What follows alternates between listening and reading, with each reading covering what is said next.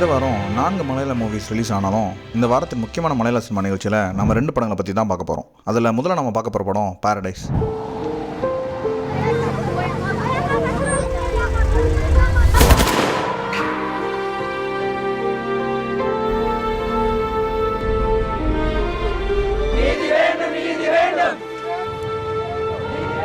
இந்த படத்தில் ரோஷன் மேத்யூ, தர்ஷனா ராஜேந்திரன், ஷாம் பெர்னாண்டோ மற்றும் மஹேந்திரா பெரேரா முக்கிய இடத்துல நடிச்சிருக்காங்க. இந்த படத்தை டைரக்ட் பண்ணியிருக்காரு பிரசன்னா வித்தனாகே. இவர் ஒரு ஸ்ரீலங்கன் ஃபில்ம் மேக்கர். இவர் ஏராளமான சிங்கள மொழி படங்களை டைரக்ட் பண்ணியிருக்காரு. இவருடைய படங்கள் பல அவார்ட்ஸாக வின் பண்ணியிருக்கு. இந்த படத்தோட கேஷ் அண்ட் க்ரூவே ரொம்ப தரமாக இருந்துச்சுங்க. படமும் தரமாக இருக்குன்னு நம்பலாம். என்ன விஷயம்னா, இந்த படத்தோட ட்ரெய்லர் ரொம்ப ப்ராமிசிங்காக இருந்துச்சு.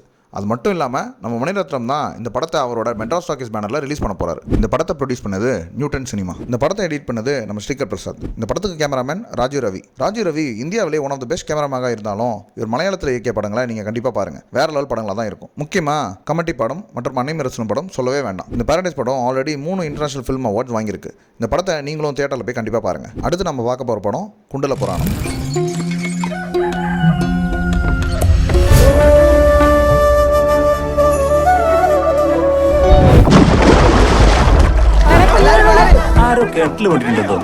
അതിന് ഫയർഫോഴ്സ് ഒന്നും കാണുന്നില്ല. ഫയർഫോഴ്സാ ഈ കാട്ടുമൂലക്ക. ഇന്നലത്തെ കാര്യം സ്റ്റേഷനിൽ അറിഞ്ഞിട്ടുണ്ട്. പോരോട്ടാ അരവിന്ദ കേസാക്കിയതാ തോന്നും. ആരാ വേണു വരാ?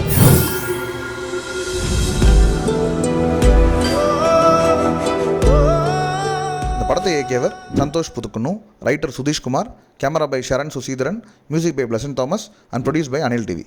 இந்த படத்தின் முக்கியமான கதாபாத்திரத்தில் இந்திரன்ஸ், ரம்யா சுரேஷ் மற்றும் தினேஷ் பிரபாகர் நடிச்சிருக்காங்க. குண்டல புராணத்தோட ட்ரெய்லரும் ரொம்ப ப்ராமிசிங்காகவே இருந்துச்சுங்க. நடிகர் இந்திரன்ஸ் பற்றி உங்கள் எல்லாருக்கும் தெரிஞ்சிருக்க வாய்ப்பு இருக்குது. இவர் 1980களில் ஒரு காஸ்டியூமராக மலையாள சினிமாவுக்கு அறிமுகமானாலும் 1990களில் ஒரு பெரிய காமெடி நடிகராகவே வளம் வந்தார். இன்றைய மலையாள சினிமாவில் இவர் ஒரு தலை சிறந்த கேரக்டர் ஆர்டிஸ்ட். இந்த ஒல்லியான நம்பவே முடியாத உருவம் கொண்ட இவரை நம்பி எந்த கதாபாத்திரமாக இருந்தாலும் கண்ணை மூடிக்கிட்டு கொடுக்க தயாராக இருந்தாங்க மலையாள டைரக்டர்ஸ். அதுக்கு காரணம் அவருடைய உச்சந்தோட நடிப்பு தாங்க. பல இயக்குநர்கள் மற்றும் தயாரிப்பாளர்கள் இவரை மெயின் ஹீரோவை போட்டே படம் எடுக்க ஆரம்பிச்சிட்டாங்க. அப்படி ஒரு நடிகராக தன்னைத்தானே செதுக்கி கொண்டார் இந்திரன்ஸ். நிஜ வாழ்க்கையில் கூட இவர் ரொம்ப எளிமையான, எப்போதும் முகத்தில் சிரிப்போட எல்லாரும் அணுகக்கூடிய ஒரு நல்ல மனிதர் என்பதை எங்களால் சொல்லாமல் இருக்கவே முடியாது. மேலும் 2014 அப்போ தெக்கரி என்ற படத்தில் சிறப்பான நடிப்பிற்காக கேரள மாநில திரைப்பட விருதுகளில் சிறப்பு பரிசையும், 2018 ஆலோருக்கம் படத்திற்காக சிறந்த நடிகருக்கான கேரள மாநில திரைப்பட விருதையும் பெற்றார். வெயில் மரங்களில் படம் 2019 நடந்த சிங்கப்பூர் சர்வதேச திரைப்பட விழாவில் இவருக்கு சிறந்த நடிகருக்கான விருதை பெற்று தந்துச்சு. அது மட்டும் இல்லாமல் 2021 ஹோம் என்ற படத்தில் சிறந்த நடிப்பிற்காக தேசிய திரைப்பட விருதுகளில் சிறப்பு பரிசையும் வாங்கினார். ஸோ மிகச்சிறந்த ஒரு மனிதரும் நடிகருமான இந்திரன்ஸ் அவர்கள் முக்கிய இடத்துல நடிக்கிற இந்த குண்டல புராணம் மிகப்பெரிய வெற்றியடைய சினிபாட் தமிழ் வரை வாழ்த்துகிறது. இந்த படத்தை நீங்களும் தியேட்டரில் போய் கண்டிப்பாக பாருங்க.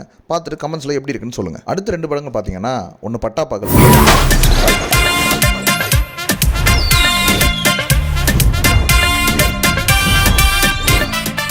படத்தோட டைரக்டர் சாஜிர் சதாஃப், முக்கிய இடத்துல கிருஷ்ணா சங்கர் நடிச்சிருக்காரு. இவர் பிரேம் படத்தில் நடிச்சவர். இது ஒரு முள்நீள காமெடி படங்கிறது ட்ரெய்லரை பார்த்தாலே தெரியுது. அடுத்த படம் பிக் பென்.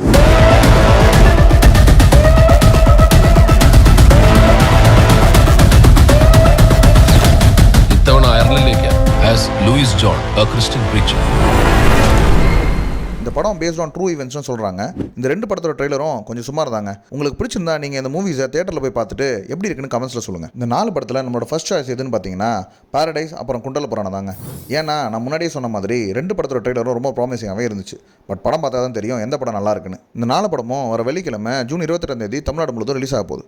நீங்களும் இந்த படத்தை தியேட்டரில் போய் பாருங்கள். படம் எப்படி இருக்குன்னு கமெண்ட்ஸில் சொல்லுங்கள். இந்த தொகுப்பு உங்களுக்கு பிடிச்சிருந்தா சினிபாட் தமிழ் சேனலுக்கு சப்ஸ்கிரைப் பண்ணுங்கள், லைக் பண்ணுங்கள், ஷேர் பண்ணுங்கள். நன்றி, வணக்கம்.